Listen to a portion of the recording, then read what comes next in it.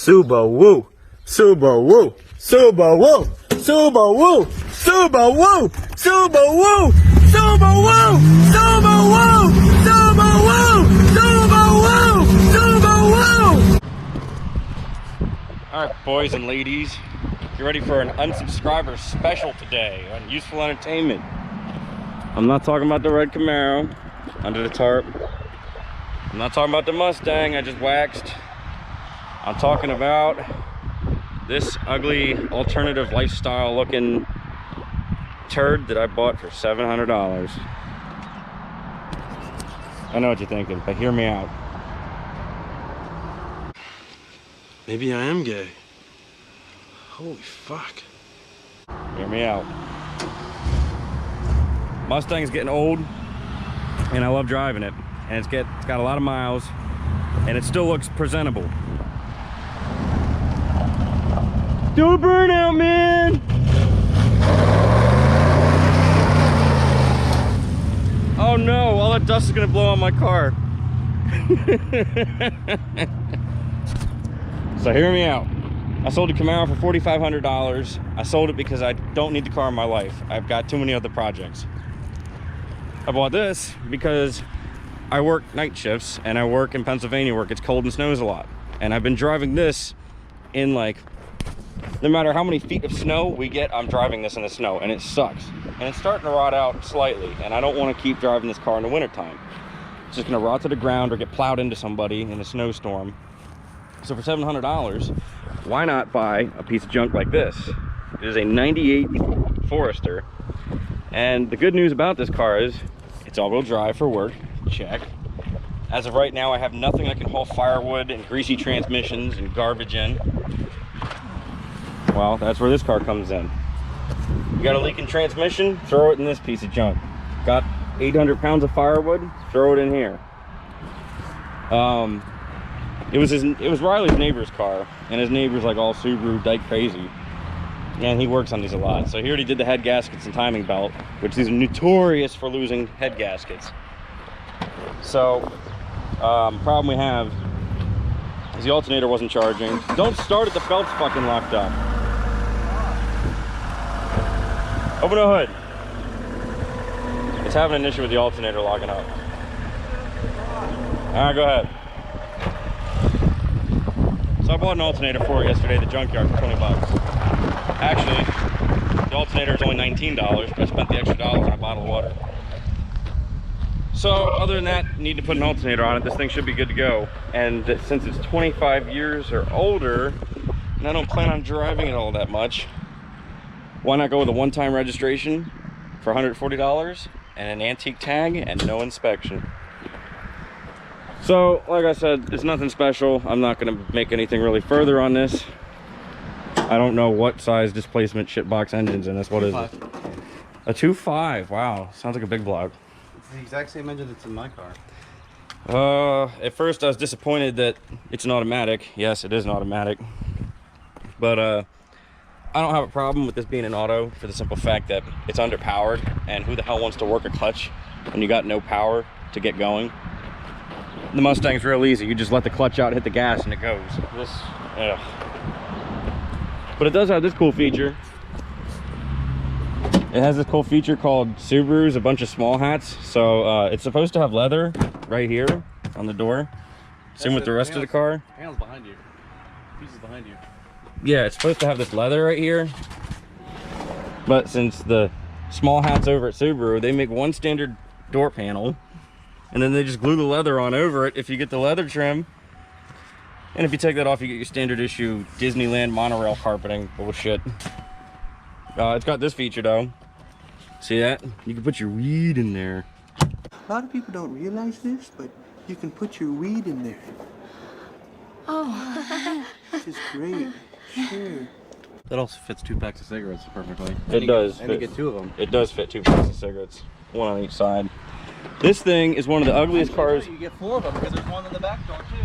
Oh, no shit. So we can fit 8 packs of cigarettes in this car. You never run out. This is one of the ugliest automobiles I've ever seen from behind. It's like a pacer. The back window, you should get a tape measure. The back window goes from here to here, and the trunk lid only goes from here to here. The taillights are goofy looking. And if you look at this one, this is a newer model. At least the deck lid and the back window are at least just similar in size. Man, I told him I gotta tint the windows like limo tint all the way around so nobody sees me driving this thing. Because this just ain't me. Let's get some rims. He said I should get some wheels for it. Fuck no. What I might do though is that Like some off of that, like that car. why worry about it? It's on Steely's. The only thing I might do is I might straight pipe the thing. I think it's got 3 converters on it. So if I take the 3 converters off, take those to the scrapyard and straight pipe it, the converters might just pay for the whole car. So other than that, that's about it. I gotta change this alternator. And yeah, that's I don't know how else to end this episode. Don't unsubscribe, because I'm never ever gonna film anything on this again unless I wrap it around a pole, or it rolls on its roof, or it blows up catastrophically. Until then, I'll see you guys later. Okay, so it's later. I told you I'd see you later. Here we are. So anyway, here it is at my house. It definitely doesn't belong in my driveway. This thing is ugly. Oh my god. I'm trying to come up with a name for it.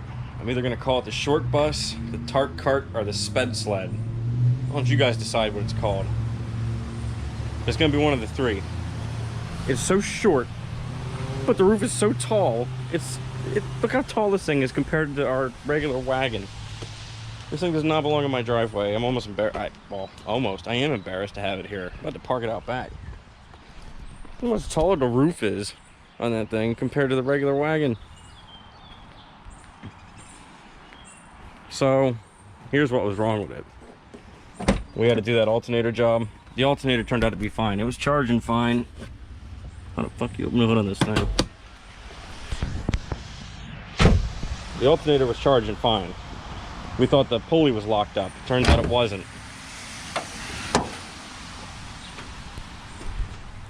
So that's the alternator that came with it. I put a new belt on it, and now it works out fine. You can see the black chunky stuff right there where the old belt was shredding against the housing.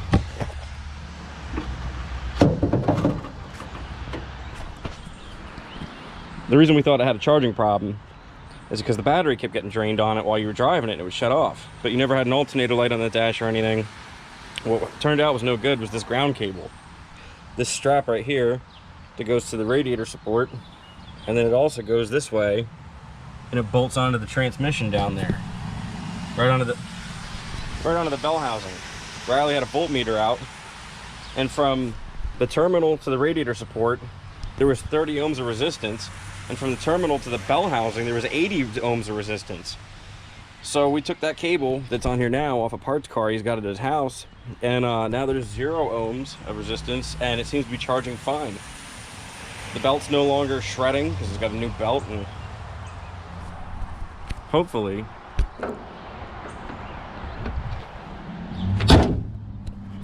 this turd serves me well.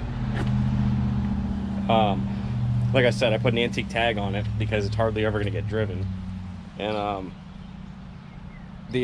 know what I was trying to talk to you when I said, well, we're back already. Here's later. I took this for I just pulled out of Riley's driveway on Wartsville Road, taking it to my house. And the steering wheel this is the steering wheel. It's just blah, blah, blah, blah, blah. So I'm like, what the fuck's going on here? Something's wrong. If I turn the wheel hard left, it gets worse. If I turn the wheel hard right, it gets better. I'm like, passenger front tire's got to be going real soft or it's starting to shred a tire. So I pulled over up the street, and we found out that most of the lug nuts on the car were loose, and all the lug nuts were loose on the passenger front wheel. So we jacked the car up and tightened them up pretty good, and then dropped it back down, and now it drives fine. But Riley's dad was trying to kill me. So we called him on the phone and told him that you never tightened the wheel on when you put it on, whenever he had it off. And he's like, oh, well, that's on him. He bought the car. And I said, no, Mark, it's on you. It's still in your insurance. He's like, oh, yeah, you're right. But I guess those wheels Riley's dad put on the car, and he just never tightened them up. So there's that. But all right, I'm gonna end this video here because there's nothing else to say. It's just that there it is, and it doesn't belong in my driveway. So now I'll see you guys later.